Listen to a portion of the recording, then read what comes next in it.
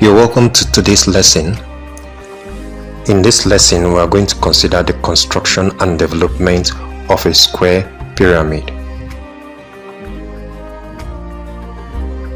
So from the given question, we're going to start with the diagonal given from the plan. So we're going to start from that point. So we'll draw the diagonal on this horizontal line, then bring out the edges of the square. So how do we do this? We use 45 degrees from the edges, from the two ends of the diagonal that we're given, to get the sides of the square. So from this we get the central line that passes through the midpoint, so that we can project this line to get the front elevation. So we now get the base of the front elevation. Now the base is also 50 millimeters. Now the perpendicular height is 60 millimeters. So we're going to draw this horizontal line at this point so that we can get the top.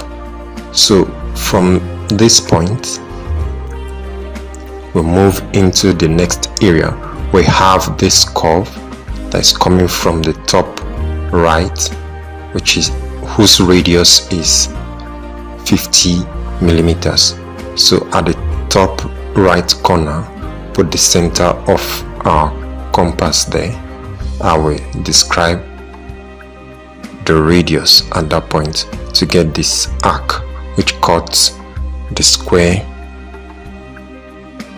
prism.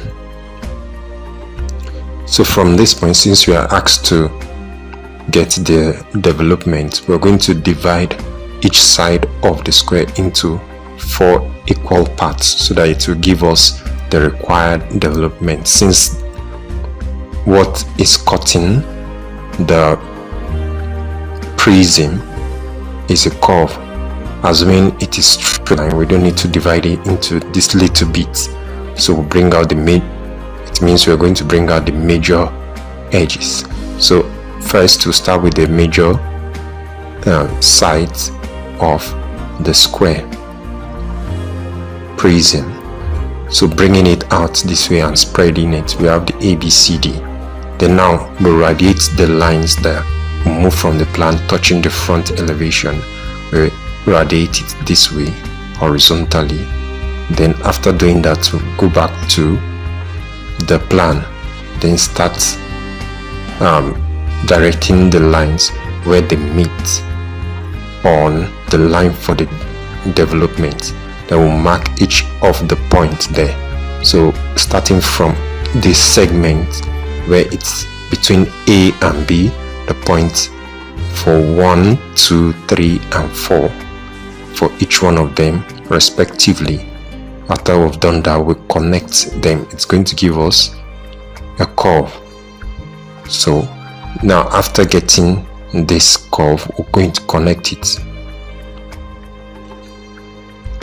When we are done connecting it, we also bring out the base of the development. So now we're outlining for it to be bold, which is the required development of the square prism. Thank you for watching this video.